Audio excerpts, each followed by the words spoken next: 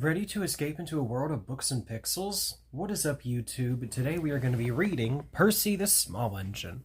Our story stops today are Percy and the Signal, Duck Takes Charge, Percy and Harold, and Percy's Promise. Dear Christopher, Giles, Peter, and Clive, thank you for writing to ask for a book about Percy. He is still cheeky, and we are afraid, Sir Topham Hatt and I, that if he had a book to himself, it would make him cheekier than ever, and that would never do. But Percy has been such a real useful engine that we both think he deserves a book. Here it is. Percy and the Signal. Percy is a little green tank engine who works at the yard at the big station. He's a funny little engine and loves playing jokes. These jokes sometimes get him into trouble. Peep, peep, he whistled one morning. Hurry up. Gordon, the train's ready. Gordon thought he was late and came puffing out. Ha ha, laughed Percy and showed him a train of dirty coal cars. Gordon didn't go back to the shed. He stayed on a siding, thinking how to get Percy back. Stay in the shed today, squeaked Percy to James. Sir Topham Hatt will come and see you. James was a conceited engine. Ah, he thought, Sir Topham Hatt knows I'm a fine engine, ready for anything. He wants me to pull a special train. So James stayed where he was, and nothing his driver and fireman could do would make him move. But Sir Topham Hatt never came, and the other engines grumbled dreadfully. They had to do James's work as well as their own. At last an inspector came. Shake a wheel, James, he said crossly. You can't stay here all day. Sir Topham Hatt told me to stay here, answered sulkily. He sent me a message this morning. He did not, retorted the inspector. How could he? He's away for a week. Oh, said James. Oh! And he came quickly out of the shed. Where's Percy? Percy had wisely disappeared. When Sir Topham Hatt came back, he did see James, and Percy too. Both engines wished he hadn't. James and Gordon wanted to get Percy back, but Percy kept out of their way. One morning, however, he was so excited that he forgot to be careful. I say, you engines, he bubbled. I'm taking some freight cars to Thomas's Junction. Sir Topham Hatt chose me specially. He must know I'm a really useful engine. More likely he wants you out of the way, grunted James. But Gordon gave James a wink. Like this. Ah, yes, said James. Just so you were saying, Gordon? James and I were speaking about signals at the junction. We can't be too careful around signals, but then I needn't say that to a really useful engine like you, Percy. Percy felt flattered. Of course not. We had spoken of backing signals, put in James. They need extra special care. Would you like me to explain? No, thank you, James, said Percy airily. I know all about signals, and he bustled off importantly. James and Gordon solemnly exchanged winks. Percy was a little worried as he set out. I wonder what backing signals are, he thought. Never mind, I'll manage. I know all about signals. He puffed closely to his freight cars and felt better. He saw a signal outside the station. Bother, he said. It's at danger. Oh, oh, oh, screamed the freight cars as they bumped into each other. Presently, the signal moved to show line clear. Its arm moved up instead of down. Percy had never seen that sort of signal before. He was surprised. Down means go, he thought, and up means stop. So upper still must mean go back. I know, it's one of those backing signals. How clever of me to find that out. Come on, Percy, said his driver. Off we go, but Percy wouldn't go forward, and his driver had to let him back in order to start at all. I am clever, thought Percy. Even my driver doesn't know about backing signals. And he started so suddenly that the freight car screamed again. Whoa, Percy, called his driver. Stop, you're going the wrong way. But it's a backing signal, Percy protested, and told him about Gordon and James. The driver laughed and explained that about signals that point up. Oh dear, start Percy. Let's start quickly before they come and see us. But it was too late. Gordon swept by with the express and saw everything. The big engines talked about signals that night. They thought the subject was funny. They laughed a lot. Percy thought they were being very silly.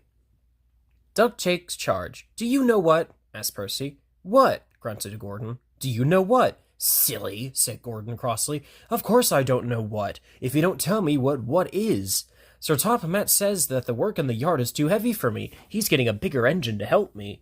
Rubbish, put in James. Rubbish being the British equivalent to trash. Any engine could do it, he went on grandly. If you worked more and chattered less, this yard would be a sweeter, better, and happier place. Percy went off to fetch some coaches. That stupid old signal, he thought. No one listens to me now. They think I'm a silly little engine and order me about. I'll show them, he puffed as he ran about the yard, but he didn't know how. Things went wrong. The coaches and freight cars behaved badly. By the end of the afternoon, he felt tired and unhappy. He brought some coaches to the station and stood panting at the end of the platform. "Hello, Percy," said Sir Topham Hatt. "You look tired." "Yes, sir, I am, sir. I don't know if I'm standing on my dome or on my wheels." "You look the right way up to me," laughed Sir Topham Hatt. "Cheer up. The new engine is bigger than you and can probably do the work alone. Would you like to help build my new harbor at Thomas's Junction? Thomas and Toby will need help, but I need an engine there all the time." "Oh, yes, sir. Thank you, sir," said Percy happily. I apologize for that bit of page flaking off there. The new engine arrived the next morning. "What is your name?" asked Sir Topham Hatt kindly. "Montague, sir, but I'm usually called Duck. They say I waddle. I don't really, sir, but I like Duck better than Montague." "Good," said Sir Topham Hatt. "Duck it shall be. Here, Percy, come and show Duck around." The two engines went off together. At first, the freight cars played tricks, but soon found that playing tricks on Duck was a mistake. The coaches behaved well, though James, Gordon, and Henry did not. They watched Duck quietly doing his work. "He seems a simple sort of engine," they whispered. "We'll have some fun." "Quack! Quack!" they wheezed as they passed him. Percy was cross, but Duck took no notice. "They'll get tired of it soon," he said. Presently, the three engines began to order Duck about. Duck stopped. "Do they tell you to do things, Percy?" he asked. "Yes, they do," answered Percy sadly. "Right," said Duck. "We'll soon stop that nonsense." He whispered something. "We'll do it tonight." Sir Topham Hatt had had a good day. There had been no grumbling passengers. All the trains had run on time, and Duck had worked well in the yard. Sir Topham Hatt was looking forward to hot buttered toast for tea at home. Also, I think tea time in Britain is the British equivalent to lunchtime, I think. I'm not too sure about that one. He had just left the office when he heard an extraordinary noise. Nice exaggeration there. "Bother," he said, and hurried to the yard.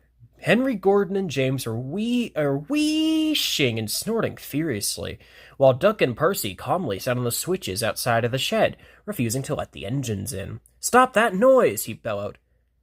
"Now, Gordon." "They won't let us in," hissed the big engines crossly. Duck explained this behavior. "Beg pardon, sir, but I'm a Great Western engine. We Great Western engines do our work without fuss, but we are not ordered about by other engines. You, sir, are our controller. We will of course move if you order us. But begging your pardon, sir, Percy and I would be gone if you informed these, engines that we only take orders from you." The three big engines hissed angrily. "Silence!" snapped Sir Topham Hatt. "Percy and Duck, I am pleased with your work today, but not with your behavior tonight. You have caused a disturbance." Gordon, Henry, and James snickered. They stopped suddenly when Sir Topham Hatt turned on them. "As for you," he thundered, "you've been worse. You made the disturbance. Duck is quite right. This is my railway, and I give the orders." When Percy went away, Duck was left to manage alone. He did so easily. Percy and Harold. Percy worked hard at the harbor. Toby helped, but sometimes the load of stones were too heavy and Percy had to fetch them for himself. Then he would push the freight cars along the wharf to where the workmen needed the stone for their building. An airfield was close by, and Percy heard the airplane zooming overhead all day.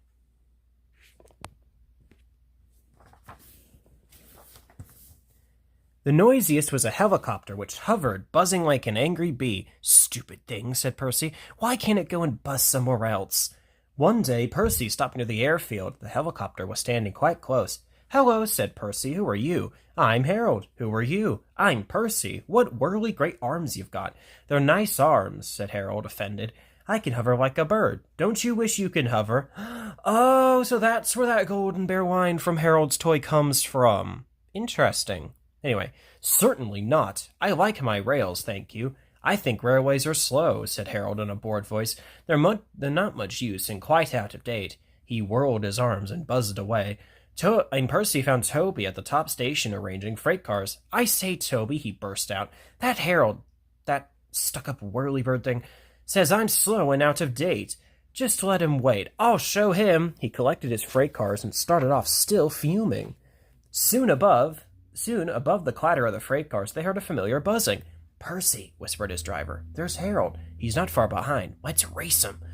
Yes, let's, said Percy excitedly, and quickly gathering speed, he shot off down the line. The guard's wife had given him a thermos of tea. He had just poured out a cup when the van lurched and spilled it down his uniform. He wiped up the mess of his handkerchief and staggered to the front platform. Percy was pounding along, and the freight car screamed and swayed while the van rolled and pitched like a ship at sea. We'll all be ding-dong-dang, said the guard. That's funny. Then he saw Harold buzzing alongside and understood. Go on, Percy, he yelled. You're gaining. Percy had never been allowed to run fast before. He was having the time of his life. Hurry, hurry, hurry, he panted to the freight cars. We don't want to, they grumbled, but it was no use. Percy was bucketing along with flying wheels, and Harold was high and alongside. The fireman shoveled for dear life while the driver was so excited he could hardly keep still. Well done, Percy, he shouted. We're gaining. We're going ahead. Oh, good boy, good boy. Tut. So now Percy's a dog, apparently? Anyway. Far ahead, a distant signal warned them that the wharf was near. They shut off steam and Percy whistled, Peep, peep, peep, brakes, guard, please. Using Percy's brakes, too, the driver carefully checked the train's headlong speed. They rolled under the main line and halted smoothly on the wharf. Oh, dear, groaned Percy. I'm sure we've lost. The fireman scrambled to the cab roof. We've won! We've won! He shouted. Nearly falling off, and nearly fell off in his excitement. Harold's still hovering. He's looking for a place to land. Listen, boys, the fireman called. Here's a song for Percy. Said Harold the helicopter to our Percy, you are slow. Your railway's out of date, and not much use, you know. But Percy with his stone cars did the trip in record time, and we beat that helicopter on our old branch line. The driver and guard soon caught the tune, and so did the workman on the wharf. Percy loved it. Oh, thank you, he said. He liked the last line best of all. I wonder why. Also, I just love this shot. Close-up of Percy with his fireman on his cab roof. And then him looking at the workman, I guess? No, his driver, guard, and all of that. Anyway, I just love this shot. This shot's just so cool, in my opinion. Anyways, Percy's promise. A mob of excited wow, that's how we're going to start this one, apparently. A mob of excited children poured out of Annie and Clarabelle one morning and raced down to the beach.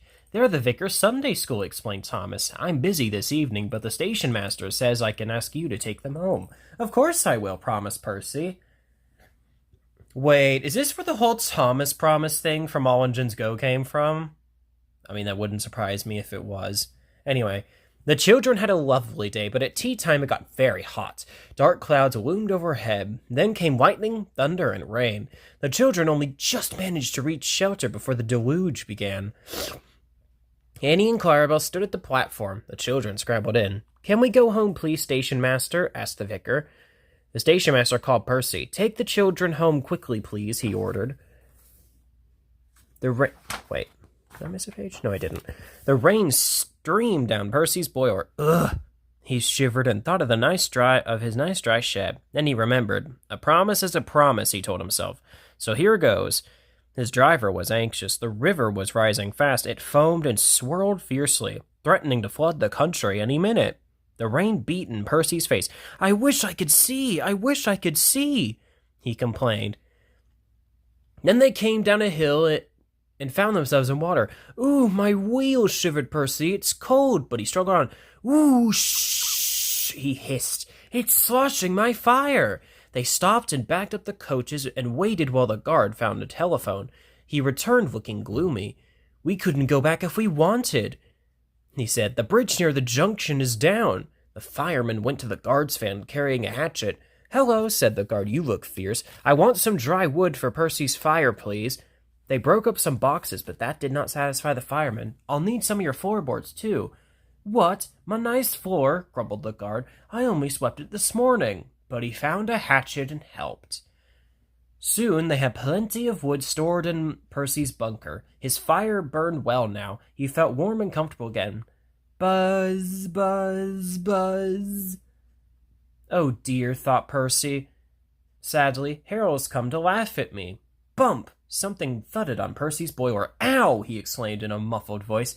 That's really too bad. He needn't throw things. His driver unwound a parachute from Percy's indignant front. Harold isn't throwing things at you, he laughed. He's dropping hot drinks for us. They all had a drink of cocoa and felt better. Percy had steam up now. Peep, peep, let's go. No, wow. Let me restart that. Percy had steam up now. Peep, peep, thank you, Harold, he whistled. Come on, let's go. The water lapped his wheels. Ugh. He shivered. It crept up and up and up. It reached his ashpan. Then it sloshed at his fire. Whoosh! But Percy was losing steam, but he plunged bravely on. I promised, he panted. I promised. They piled his fire high with wood and managed to keep him steaming. I must do it, he gasped. I must. He made a last great effort and stood exhausted but triumphant on rails which were clear of the flood. He rested to get steam back, then brought the train home. 3 cheers for Percy, called the vicar, and the children nearly raised the roof. Sir Topham had arrived in Harold. First he thanked the men. Harold told me you were, great, Percy. He says he could beat you at some things, Percy snorted. But not at being a submarine, he chuckled. I don't know what you've both been playing at, and I won't ask, but I do know you're a really useful engine. Oh, sir, whispered Percy happily. Interestingly enough, that line was actually changed to, I don't know what you two get up to sometimes. Also, the word, so Topham had apparently says in the episode he says, Harold tells me you're a wizard, Percy. It's very interesting to see, like, the changed lines from the Railway series versus the TVS, or the TV series. Oh, what? I almost forgot. That's the end of our story stops. So if you've enjoyed this video, so if you want to see more of these kinds of videos, don't forget to like, comment, and subscribe. Talk to y'all in the next one.